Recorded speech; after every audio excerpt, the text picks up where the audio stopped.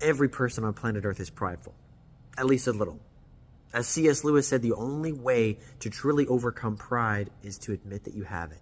The only way to truly be humble, to really have humility, is to admit that you struggle with pride, to be honest about that. And peace will come when we stop and wait upon God. Psalm 37 talks about how we're not meant to worry, how we're not meant to give into the pattern of fretting and committing evil acts and giving into anger and anxiety and fear, and instead to trust in God, to do good things, even when that seems like the worst thing to do, Sometimes it seems like the most efficient thing to do what's evil. And sometimes the most efficient thing is the evil thing to do. The options before us are presented as the short, easy way, the tremendously hard but seemingly easiest. Sometimes. Seemingly easiest. Or seemingly the slow and long, obedient way. Which means that we're not going to insist that our life go our way. Instead, let God do it his way, right? And that doesn't mean we're completely inactive.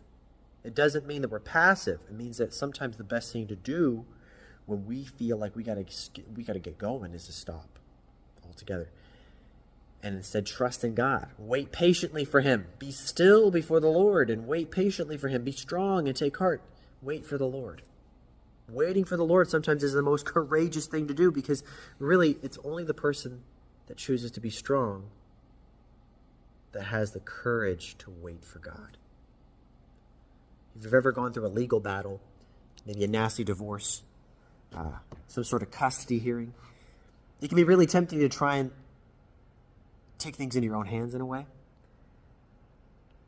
and maybe even not pray about it at all. Just be like, well, this isn't a God thing. God doesn't care about this. And it's like, bro, God cares for you. So let's work our way back from there and cast all our anxieties on him, humble ourselves before him, because the time will come when he's going to lift you up.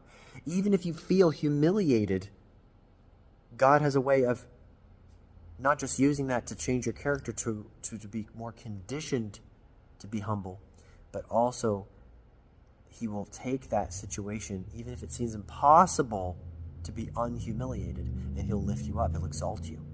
The Bible says he lifts up the humble. He exalts those who humble themselves, right?